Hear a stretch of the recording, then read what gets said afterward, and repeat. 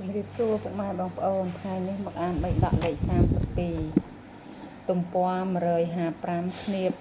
177មនាលភិក្ខុទាំងឡាយតថាគតប្រាថ្នាដរាបណាក៏រលឹកឃើញនៅបុព្វេនិវាស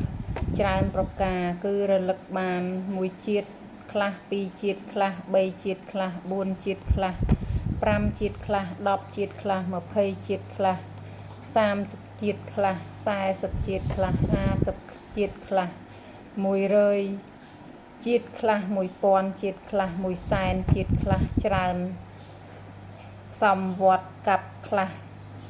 ច្រើនវិវត្តកັບខ្លះច្រើនសំវត្តវិវត្តកັບខ្លះថាអាត្មាអញកើតក្នុងទីណាទីឯនោះមាននាមយ៉ាងនេះមានកូដយ៉ាងនេះមានវណ្ណៈយ៉ាងនេះមានអាហារយ៉ាងនេះបានទទួលសុខទុក្ខយ៉ាងនេះមានអាយុកំណត់ត្រឹមប៉ុណ្ណេះលុះអាត្មាអញនោះចុតអំពីទីនោះហើយទៅកើតក្នុងទីឯណាទៀតដែលកើតក្នុងទីឯនោះអាត្មាអញមាននាមយ៉ាងនេះមានកូដយ៉ាងនេះមានវណ្ណៈយ៉ាងនេះ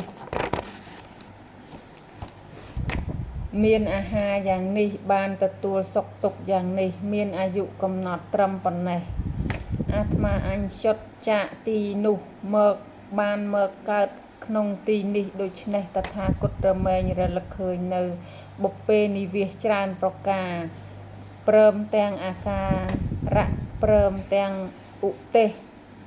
ដោយប្រការដូចនេះឯងដរាបនោះនាលភិក្ខុទាំងឡាយ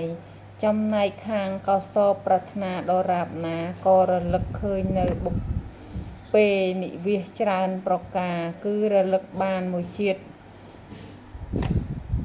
រលឹកឃើញនៅបុព្វេនិវាសច្រើនប្រការព្រមទាំង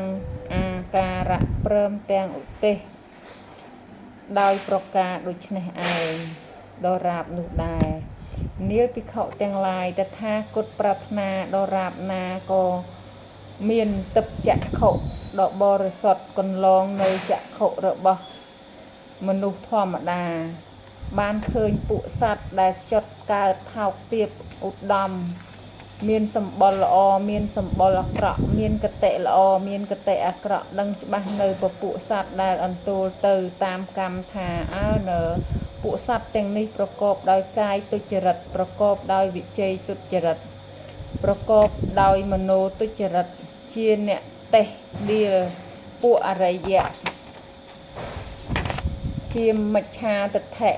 កាន់អំពើជាមច្ឆាទិដ្ឋិសត្វទាំងនោះលុះបែកធ្លាយរាងកាយបន្ទាប់ពីមរណៈទៅក៏ទៅកើតក្នុងអបាយទុគតិវិនិបាតនរកចំណែកពួកសត្វទាំងនេះប្រកបដោយកាយសុចរិតប្រកបដោយវចីសុចរិតប្រកបដោយមโนសុចរិតជាអ្នកមិនតេះដៀលពួកព្រះអរិយៈជាសមាទិដ្ឋិកាន់អំពី